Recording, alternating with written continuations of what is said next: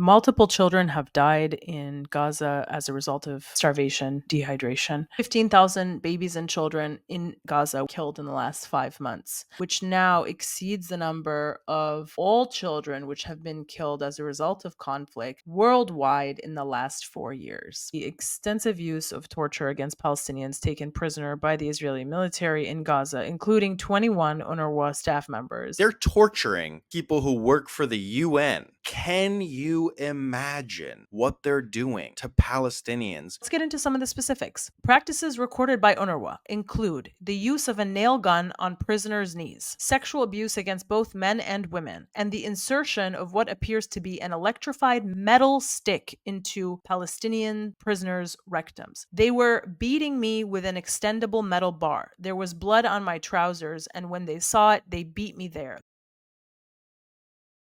Day 161 of the Gaza genocide. And it's like the situation continues to turn into more and more of a caricature of itself. Like you have Matthew Miller announce that the US has just sanctioned another 3 whole settlers, right? They held a press conference all about it. There was a big announcement. That comes on top of the 4 whole settlers that were sanctioned weeks ago when this whole distraction tactic was first unveiled. And it really is an illustration of just how horrific the US policy is. We're 161 days into the genocide, and the US policy is exactly where it was on day one. No red lines for Israel. They've said that verbatim time and time again. They don't interrupt the transfer of weapons.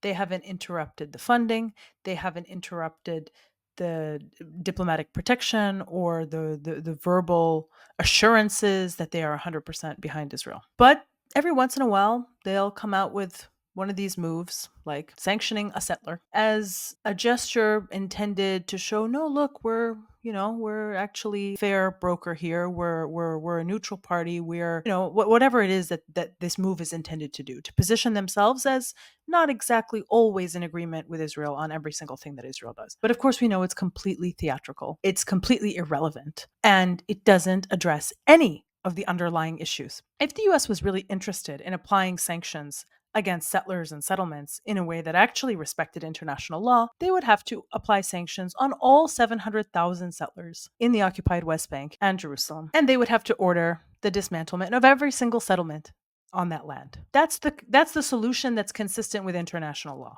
Notice how far we are from that solution, from the US espousing that position. They literally have 699,993 settlers to go. I gotta say, I'm not one of those Jews that's good at math, but it seems like it could go quicker. I mean, at this rate. Yeah, what rate? When do we get to all the settlers? When do you finish sanctioning everybody? If you're going at a rate of like 7, in 5 months. So I just want us to be aware of that. I want us to be aware of the things which are intended to distract us in this moment, like the aid drops, these humiliating, fatal, illusory, ineffective so-called aid drops, right? That multiple states are actually engaged in. Egypt, the US, Germany, Jordan, multiple states are actually participating in parachuting in boxes of aid. I saw a Palestinian open one of these boxes, which he managed to retrieve from the northern part of Gaza, and he showed what was in it. It was literally like food for soldiers, like dry, like freeze dried, ready to eat calories, right? It was like freeze dried applesauce or something, or and peanut butter packets. Like, what? I'm sorry, how are you going to feed a starving family, including toddlers, on peanut butter packets and applesauce? It just doesn't make sense. And crackers, dry crackers, was also in the box. And also, the aid drop killed some people. Like, Yes, the fatal. parachute malfunctioned and murdered some people, landed on them. Including children. Children were also killed during one of these malfunctioning aid drops. And so this continues to happen. We're seeing these, so-called aid drops taking place on a near daily basis now. Nowhere near meeting nowhere near the amount of actual need that is present in Gaza. It's just for show. I had no idea that all of these countries had theatrical backgrounds. Yeah. These countries are engaging in such a clear form of theater. Obviously, the best way to get aid would be to go through the ground, right? Would be to cross where there are aid trucks waiting outside. But you've got the fucking King of Jordan suiting up like he's a damn Navy SEAL, taking thirst trap photos. And it's like, you guys are actors? Why are we all acting like the easiest way to get food to Gazans is by dropping it like Operation Dumbo? You know what I mean? Why are we all pretending that the best way to get food to people who are starving is through the air and then with a parachute? I thought y'all didn't like parachutes. I thought that's what started this whole thing. Okay? I'm not going to laugh at it. Now they're pro parachute. Okay? It's interesting. US imperialism, not exactly known for culinary exemplary. Yeah. Nobody's ever been invaded by the United States and it's helped the cuisine. Hello and welcome to episode 117 of the Palestine Pod, the weekly podcast where we break down the latest headlines dealing with Palestine from all over the world and bring you stories, commentary, and interviews with the aim of supporting the Palestinian struggle for decolonization, justice, and equal rights. I'm one of your hosts, Lara E. You might know me from Instagram as @GazaGirl, and I'm joined by my co-host, Mikey B.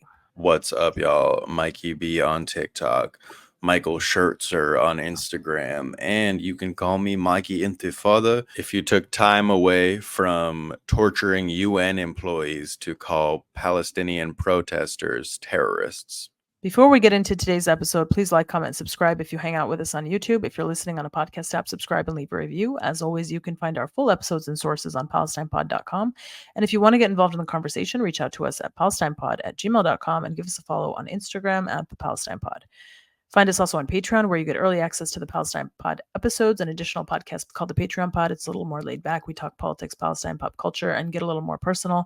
We're also hosting our monthly Zoom happy hours with our Patreon subscribers only, so check us out on patreon.com/PalestinePod. While this whole aid drop circus is happening, we know that 1 in 3 children under the age of 2 in northern Gaza is now acutely malnourished, according to UNRWA.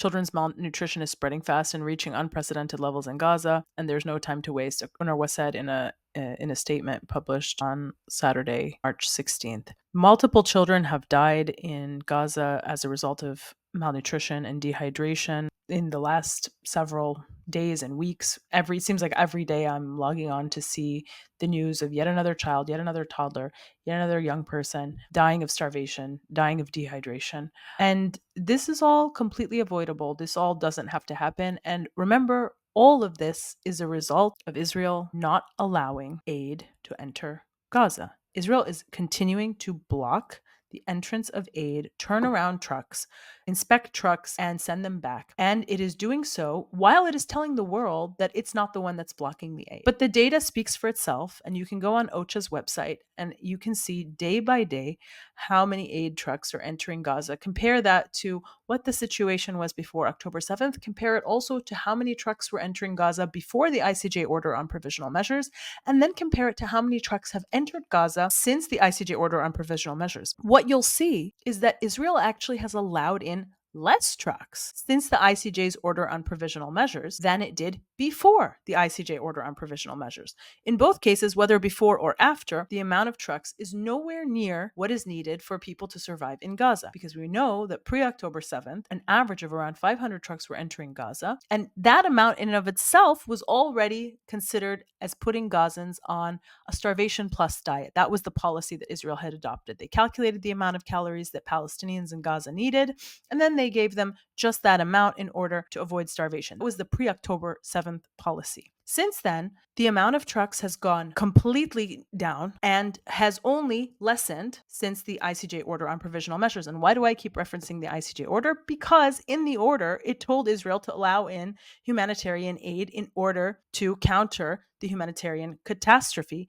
in Gaza. And so this is now a direct violation of the ICJ order on provisional measures. The fact that not only has Israel not even maintained the amount of trucks that were coming in before the order, but it actually has continued to go down. You think it's possible their lawyers are just so dumb they misinterpreted the order? No, but I do think that they are intentionally manipulating what the order says. Actually, I know they are, because did you see that APAC document that was circulated, that was leaked? Yeah, Did you see that? sure did. It's my phone back screen now. Leaked APAC talking points to Congress. Here's what it says. So apparently, this is what APAC is telling Congress. So this is what Congress now knows to say whenever they're questioned about the question of humanitarian aid. These are the APAC talking points. If they're asked a question, why is Israel blocking the delivery of humanitarian aid to Gaza? The talking points are as follows. They say, you must say that Israel is not blocking aid. Israel has placed no limits on the amount of aid. Reports that people in Gaza are starving are false, and that Hamas is using starvation to exert pressure on Israel. And if the international community wants to send more aid, they have to just comply with security and logistics procedures. And to the extent aid is not reaching Gazan civilians, 2 subpoints, according to APAC, Hamas is stealing aid and to restock its fighters, and Hamas is stealing aid to sell on the black market. Every single one of these talking points is refuted by the OCHA data on the number of trucks that are entering Gaza. The number of trucks is lower than what it was before the ICJ order and is drastically lower than what is needed to keep the population of Gaza alive. You forgot the talking point articulated by Republican Representative Andy Ogles of Tennessee, who responded to an activist's question about the deaths of Palestinian children by saying we should kill them all. Right. I guess they left that one off the list. We continue to see major dehumanization of Palestinians espoused by elected officials in the United States, as if a genocide wasn't happening against children, as if 15,000 babies and children in Gaza were not killed in the last 5 months. A number, by the way, which now exceeds the number of all children which have been killed as a result of conflict worldwide in the last 4 years. What we have seen in Gaza trumps what we have seen in the world for the last 4 years. And there are still people telling you that Israel must press on, the genocide must continue. It's going to be a very long road, because I thought, maybe perhaps foolishly, that we could convince the world, once we reached 5,000 children killed, 10,000 children killed, that this needed to stop. It seems that there is no number that will actually lead to like a collective awakening of those in power. Actually, I think they think we're all disposable and dispendable, and it doesn't really matter. We have to keep pushing much harder, much harder than we already are, because clearly our efforts have not yielded any sort of relief on the ground. All of this to say that this comes on the heels of just yesterday, Netanyahu approving plans for an attack on Rafah. Media is reporting on it as if it hasn't already been happening. It has already been happening. They've been attacking Rafah every day, every single day of this genocide. And so the way that it's spoken about as if Rafah is this safe place, when in fact that's not true, because every day I see family homes in Rafah that have been targeted and entire families that have been killed. That is unquestionable. Those photos, those videos, it's all out there. You can see it. Rafah has never been safe for anyone. But if this actual invasion takes place, where Rafah is invaded en masse, like a ground invasion, or is, carpet bombed, what will happen to the 1.5 million Palestinians who are currently displaced there? Those who have been expelled from their homes, whose homes were destroyed in the north and in the central parts of Gaza. Where are they supposed to go? What will happen to them? Is this the mass exodus now that's going to take place to Egypt? Is that what this moment is? I don't know. We have yet to see what it will actually look like, but it's absolutely insane. Absolutely insane. Palestinians have been pushed into Rafah on the premise that it was safe. It was never safe for one day, and not only that, but now it is going to be attacked in a way that we have not seen. And what can we do? I see a lot of people who are dealing with a lack of direction. They are feeling hopeless in their jobs. They are scrolling mindlessly. They are consuming media and food that has no nutritional value. They are spending their life giving their labor to somebody who doesn't respect them. They are working so hard to pay for an apartment they'll never own. And the only way you'll find meaning in this existence is if you commit your life entirely to the liberation of Palestine. And I say that as somebody who came from where they are. I used to just watch food videos. I used to do all of these things. And working towards the liberation of Palestine has changed my life and turned me into the person who I want to be and brought me to community with people who I want to be in community with. And so if we can all collectively commit to that, we can save Palestine and we can save ourselves from this vapid existence. And it's the only way. The only way is to commit yourself fully to the cause of justice, to the decolonization of Palestine, the right of return for the refugees, and the complete dissolution of the settler colony. And that will set many people free. While you were speaking, I just saw that 36 people have been killed in an Israeli airstrike on Nusayrat refugee camp. Most were children. I feel like one of the phenomenon that's happened as this genocide has gone on is that we are speaking less and less about the individual attacks and the individual people who have been affected, and more like from a perspective of analysis and commentary, but not so much about what specifically is happening. So I'd like to just give some of the updates of the last few days to give space for those people who are being injured and killed in this moment. Just since the beginning of March, let's look at the beginning of March. Between March 1st and March 4th, Israel killed 306 Palestinians. Between March 4th and 5th, Israel killed 97 Palestinians. Between March 5th and 6th, Israel killed 86 Palestinians. Between March 6th and 7th, Israel killed 83 Palestinians. Between March 7th and 8th, Israel killed 78 Palestinians. Between March 8th to the 11th, Israel killed 234 Palestinians. And since March 11th, Israel has killed over 150 Palestinians. There is now I don't even know what to call it, a daily number, like a daily average number of Palestinians being killed that is not eliciting the outrage that it should. And it's like somewhere between 60 to 80 to 100 to 150. Is it that the days that they killed 700 in the earlier parts of the genocide shocked us so much that now when they're killing about 100 Palestinians per day, it's sort of like numbed us, and we're not really able to realize that this is still extremely tragic and not normal. I don't know what it is, but there's this like sense that the outrage is not matching the reality, and the reality has never been worse on the ground by all metrics across the board for all the things that are needed to sustain life, food and water and cleanliness and housing and access to medical care, and all of these things. It has never been worse. But the outrage is just not matching the reality. Some people are losing steam because the genocide has been going on for so long, and they went through a full shock cycle of, oh my God, this thing is terrible. I need to do something about it. Let me get involved. Then they realized it's like it takes more than just going to a protest, and some of them have lost energy. And it's true, some of the protests have been waning in numbers, but some of them have been vibrant. Some of the messengers of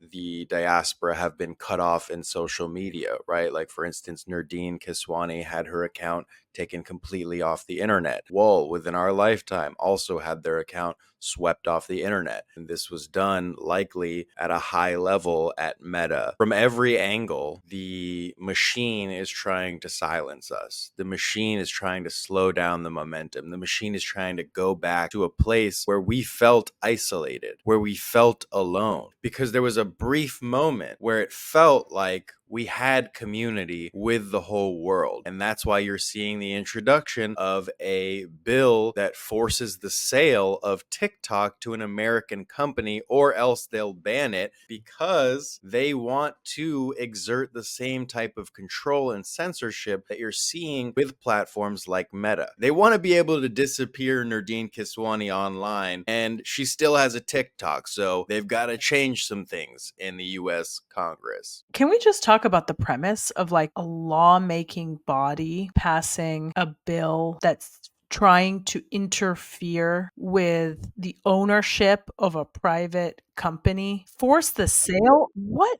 I'm sorry, what? You can pass a law that says we are ordering the forced sale of or else? Like, what is this? Like, this is like blackmail? Like, I don't understand. I don't know if you know this, but the invisible hand of the market actually belongs to APAC and it's inside the ass of every senator. I mean, I'm not a lawyer, I should say that, but this does seem like it would be against the law. Remember when US presidents were known for trust busting?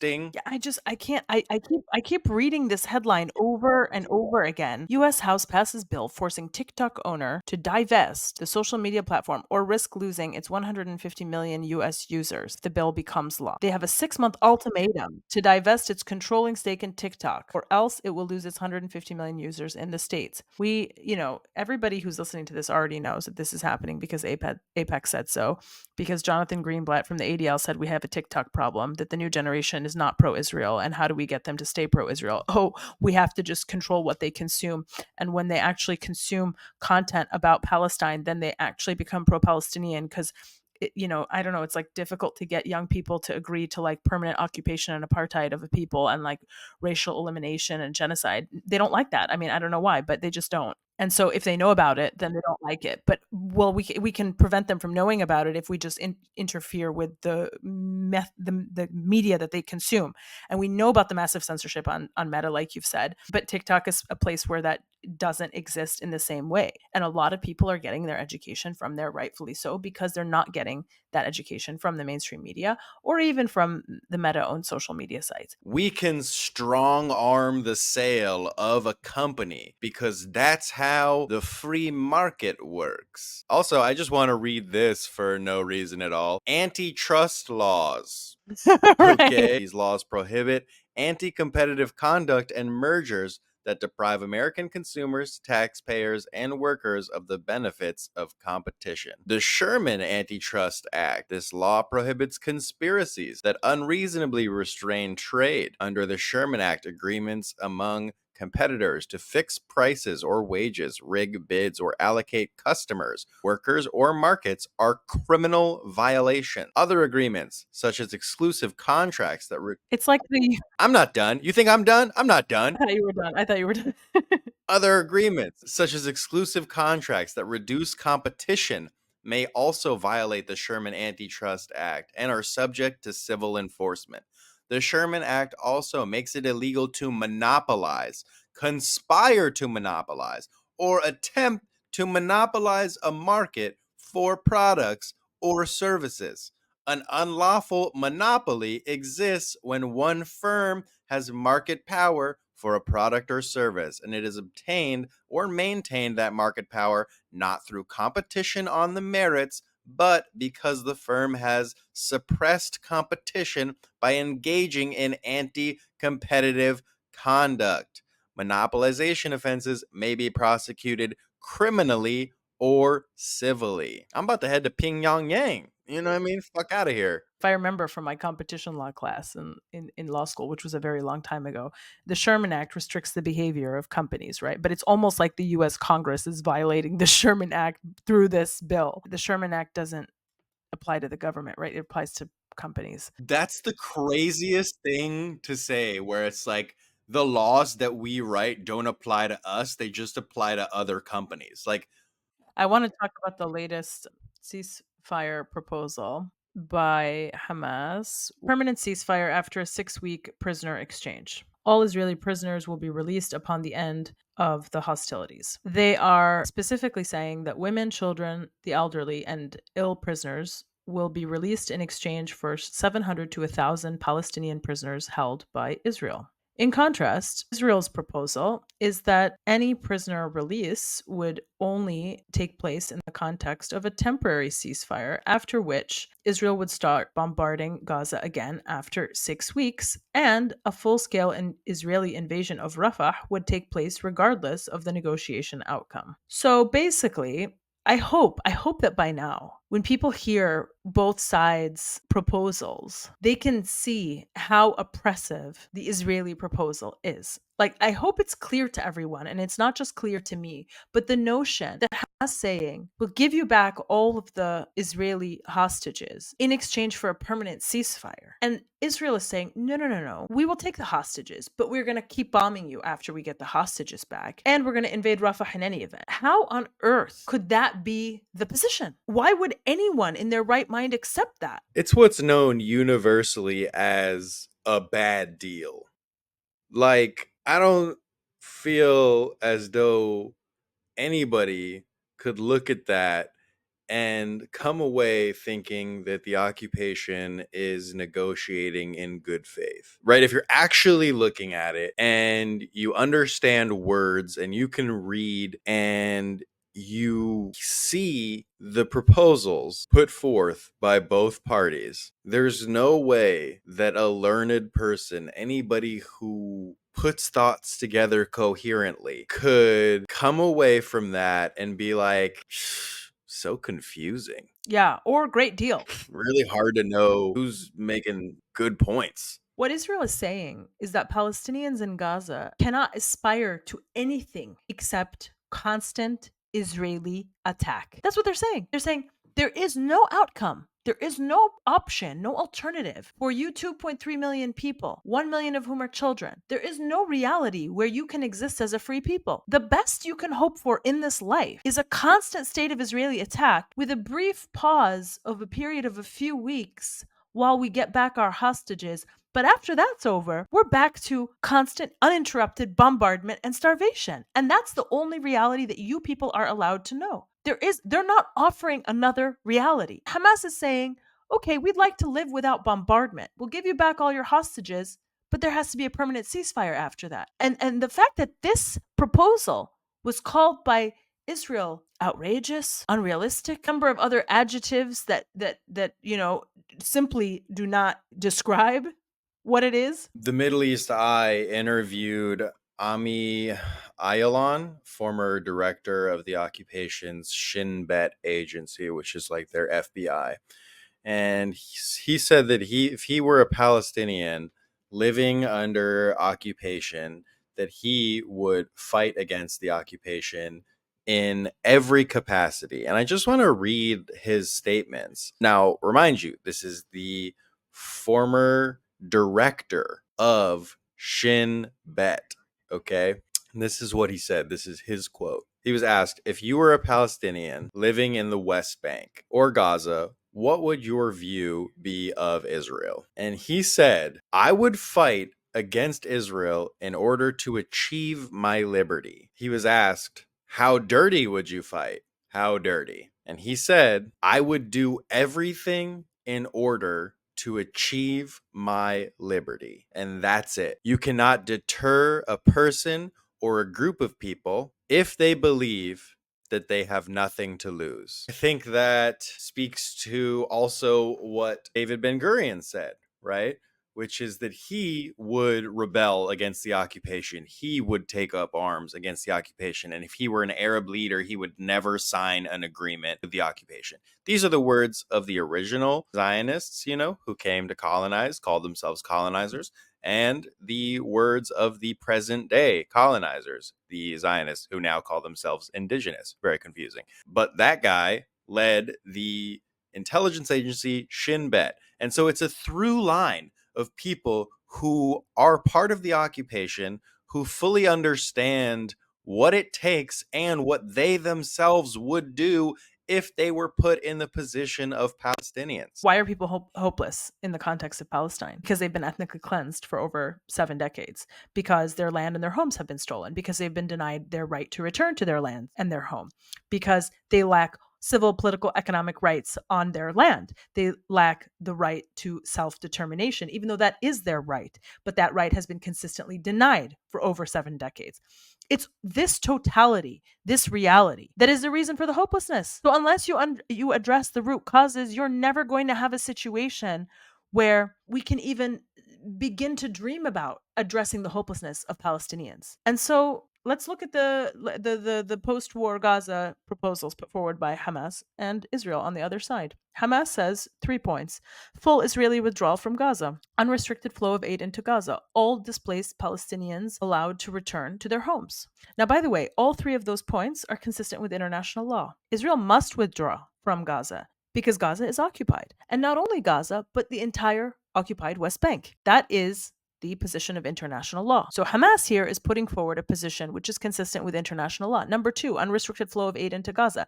Israel has no right to control what aid or goods are coming into or going out of Gaza. This entire premise that Israel controls what is being imported and exported out of Gaza is part and parcel of Israel's illegal and permanent occupation of Gaza. In what world do we think that it is okay for a foreign entity to control what is going into or out of the land of another people? If all of a sudden Canada were to start controlling what's coming into and going out of the US, I think Americans would start to have a problem with it. It's something that's caused a few kerfuffles in the past, actually.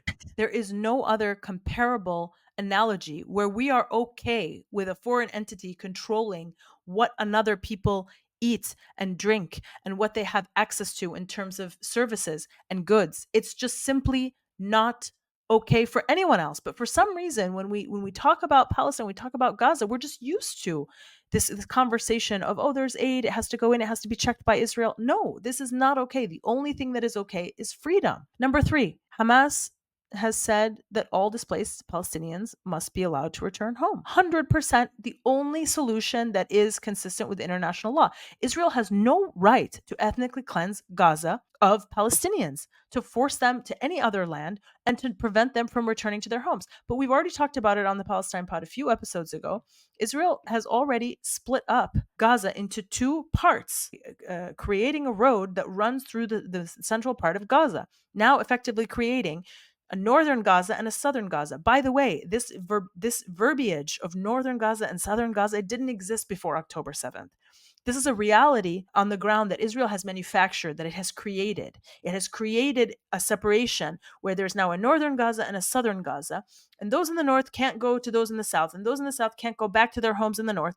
And it has effectively split up Gaza into two smaller pieces. And this pattern of Israel fragmenting our land and confining us to smaller and smaller bits of our land and preventing us from traveling to the other bits of our land that are right next to those bits. That's what Israel has done with Palestine all along. That's what it's doing all over the occupied West Bank. That's what it did when it created Israel on top of Palestine. It's repeating the same pattern of just separating Palestinians from one another, fragmenting their land, and creating facts on the ground that make it impossible for Palestinians to have any sort of freedom of movement. And it's also consistent with U.S. policy in the past of fragmenting areas in order to divide them, conquer them, install U.S. military bases. For instance, North and South Korea, and in Sudan. On the other side, the Israeli proposal is that there's going to be an indefinite Israeli military occupation in Gaza. All Palestinian political factions are to be banned from Palestinian government. UNRWA is to be disbanded, and aid will instead be distributed by Palestinians selected by Israel. And finally, possible establishment of Jewish only settlements in Gaza, which is consistent with the settlement conference that we have seen in the days after the ICJ order was rendered, where a number of ministers got together and they unveiled a plan for settling in Gaza. They had a map of Gaza, and they had even every new settlement that was envisaged identified on the map with its location. For example, my family's neighborhood of Zaytun, which is one of the oldest neighborhoods in Gaza, is now, according to this map, going to be transferred into an illegal Jewish settlement called Shivat Zion. This is what they said at the settlement conference. And at the settlement conference, they also had stands for each new colony where interested settlers could sign up to be like, I'm interested in living in this settlement in Gaza. And they this is all from the 972 magazine article about this settlement conference. It's very creepy stuff. You could sign up and you could indicate your interest for wanting to move to that settlement once it will be built. So how could you look at both sides' proposals on this post-war reality and not realize that the Israeli proposal is a further entrenchment of its denial of Palestinian rights. It's like suffocating us more and more and more to the point where we can no longer breathe at all. And Hamas is simply saying, just lighten the grip off of our necks a little bit. It's not even saying in this proposal, we want freedom, full freedom, like all free people of the world, right? They're just saying, let us breathe a little bit. And that's what was being rejected, right, by Israel. Oh, no, that can't happen. That's totally outrageous. So these are the positions of the two entities. I don't know how anyone can look at this and not realize how oppressive the Israeli proposals are. And notice that all of them are inconsistent with international law. All of them are actually violations of international law, right? And Hamas is only asking for the respect of international law. Right. And since we've been mentioning Hamas a lot on the pod, I just want to read a top United Nations official on February 14th denied that Hamas is a terrorist group. He said, Hamas is not a terrorist group for us. It's a political movement, said Martin Griffiths, the UN's Undersecretary General for Humanitarian Affairs and Emergency Relief Coordinator, who directs the Office for the Coordination of Humanitarian Affairs. And this actually comes on the heels of revelations that the occupation has tortured UN workers in order to get them to reveal false statements about their connection to Hamas. And so, if you guys are OGs of the Palestine Pod, you know that my awakening was being tortured by a Jewish fraternity. Our hands tied behind our backs, they had us blindfolded, etc. And, a lot of people, when I told that story, called me a liar. They are like, I know people in this for this never happened. We're gonna sue you for defamation. This is what they said to me. And now you're seeing those tactics and worse being done not just to Palestinians, but to human rights UN workers as well. Like, so if they're torturing people who work for the UN in order to get them to make false statements, can you imagine what they're doing to Palestinians who are languishing in the Zionist dungeons with literally no press, with literally no coverage, with a very small group of people who are truly invested in what's happening to those people? Can you imagine how bad it is if they're openly torturing UN workers? I feel like torturing UN workers isn't even a sentence we should have to say. You know what I mean? It's getting to that place where we're starting to say sentences that just don't even make sense anymore. Sure, Like, no, no, sure, no, no, no. right. No, no, no, no, I promise. Hamas is actually not a terror group. The people who are torturing UN workers are terrorists. Do you take their UN vest off before you torture them? I'm so curious. Or do you torture them in uniform? I mean, I know the selfie is much juicier if they're wearing the uniform, but then you get to wear their jacket if you take it off because you're stealing people's stuff like the Nazis did when they lived right outside of Auschwitz. I don't know if you've seen that film, but there's a film about a Nazi family who lives right outside of Auschwitz. And, they go through all of the clothes, they find some of the things that belong to other people, and then they're styling them. And it's impossible to separate those memories, those stories of Nazis rifling through Jewish women's clothing from the occupation army, who is doing literally the same thing right now, posing with women's lingerie, posting it to their social media. And it's the same thing. It's literally the same. The analysis is it's the same thing. Like It's there's yeah. nothing else. I'm not even gonna. There's no more analysis. It's literally Yeah, the same. it's just the same thing. Yeah. That brings us back to when the Zionists admitted that they studied the Warsaw Ghetto not from the perspective of the uprising, but from the perspective of the Nazis, so that they could better inflict pain on Palestinians so that they themselves, this is them speaking, could replicate the horrors of the Holocaust on Palestinians in Gaza, in the West Bank, all over. And that's why you're seeing it happen right now. That's why we're watching the Holocaust happening on our cell phones. So I just want to add to what you have mentioned about the reports of UNRWA employees being tortured by the Israeli occupation. Al Jazeera came out with an article on March 13th called Not Just the UNRWA Report, Countless Accounts of Israeli Torture in Gaza. In February, UNRWA published a report detailing the extensive use of torture against Palestinians taken prisoner by the Israeli military in Gaza, including 21 UNRWA staff members, 15 family members of UNRWA staff as well. Findings in that report are consistent with testimonies that Al Jazeera has been gathering from people detained in Gaza and tortured by Israel since October 7th. There have been well documented cases in which arbitrarily detained Palestinians were subjected to deeply degrading treatment, a circumstance that's also detailed in the UNRWA report.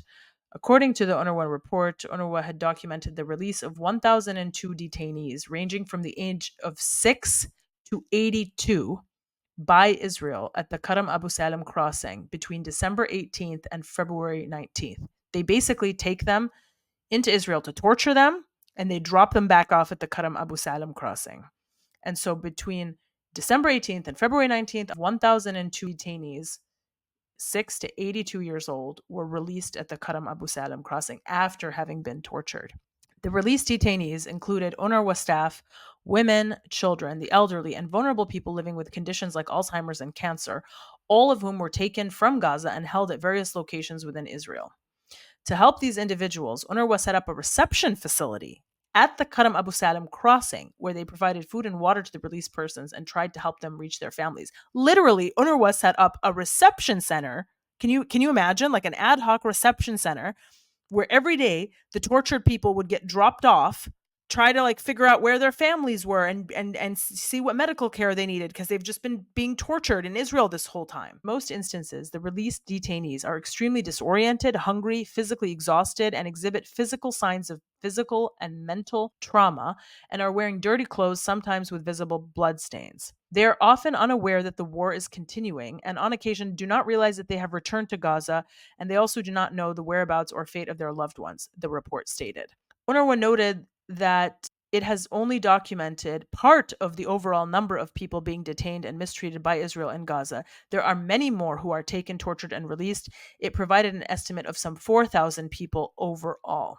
Now let's get into some of the specifics. Practices recorded by UNRWA include the use of a nail gun on prisoners' knees, sexual abuse against both men and women, and the insertion of what appears to be an electrified metal stick into Palestinian prisoners' rectums.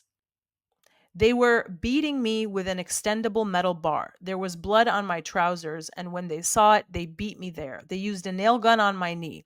Those nails were kept in my knee for about 24 hours until I was transported to Naqab prison, when 26-year-old male told UNRWA of his 56 days in Israeli custody. Mohammed Abd Rabbo, 62, from Jabalia, told Al Jazeera that he had been displaced to the Indonesian hospital, and during the last days of the Israeli siege on that hospital, he was told everyone should move to the south. He headed for a checkpoint that had been determined to be, quote, safe by Israeli forces, where he and another man were picked out of a group of 80 people and detained. He recounts being held in a group of more than 100 men who all endured days of beatings, hunger, and cold, adding that they were kept blindfolded, not allowed to sleep, and were forced to spend most of the day kneeling. If someone lifted the blindfold off their eyes, he would be called over by the soldiers and beaten, then strung up on the barbed wire fence, he said. Another detained man told UNRWA, they made me sit on something like a hot metal stick, and it felt like fire. I have burns in the anus. The soldiers hit me with their shoes on my chest and used something like a metal stick that had a small nail on the side, he said. They asked us to drink from the toilet and made the dogs attack us, he recalled, before describing how he had seen the bodies of maybe 9 people who had been detained and killed, including one who had died after they put the electric stick up his anus. He got so sick, we saw worms coming out of his body, and then he died. Khalid al-Nabris from the Khan Yunis refugee camp told Al Jazeera that he and several other men spent 3 days without food or water. only beatings, and when they slept, they would cover us with wet blankets in the bitter cold. Several other individuals were tortured and then released by Israel and told Al Jazeera that the soldiers tormented them by asking them the same kinds of questions, including where are the tunnels? Where is Sinwar? Where are the captives? Do you know who was a Hamas fighter? Over and over again. Rami Abu Daqqa from Bani Suhaila in Gaza told Al Jazeera that he and his family tried to return home from Rafah in late January. So these are Palestinians trying to go back to their homes that they were displaced from. As they approached the house, Israeli snipers opened fire, shooting him in the leg, his voice breaking. He added that his brother Hani was shot and killed in the same barrage. He went on to describe how Israeli soldiers first administered aid for the gunshot wound in his leg and then beat him to get him to confess to knowing Hamas fighters. Then he was transferred to an Israeli hospital where he was blindfolded, handcuffed around the clock, and interrogated regularly. Counts of mistreatment released detainees gave Al Jazeera at the hospital where they were being treated matched those in the UNRWA report. The report went further to say that all of the released detainees needed medical attention and were transferred to hospital immediately from the border crossing wherever possible, given the dire condition of Gaza's health sector after nearly 6 months of Israeli attacks. In one case that the report detailed, urgent medical transport was arranged for a child who was released at the Karam Abu Salim crossing with dog bites visible on his body and a bruised face. That's not even the entirety of the article. I encourage everybody to go read it on Al Jazeera. It's called Not Just the UNRWA Report, Countless Accounts of Israeli Torture in Gaza. There are dozens and dozens and dozens of these reports coming out all the time. It's just one of them. Just keep that in mind also as one of the other phenomenon of this genocide, the mass torture that's taking place of thousands of Palestinians who will never be the same and who are being traumatized every second that this genocide continues. Folks, that's been another episode of the Palestine Pod. Thank you all so much for listening. Check out our full episodes and sources at www.palestinepod.com. Follow us on Instagram at The Palestine Pod. Send us an email at palestinepod@gmail.com. And look for us on Patreon at www.patreon.com/PalestinePod. That's been another episode of the pod. Thank you all so much for listening. Have as good a day as you can. We can start telling people to join the Patreon. The show wouldn't be possible without a Patreon. You got to get on our Patreon. Support us on Patreon.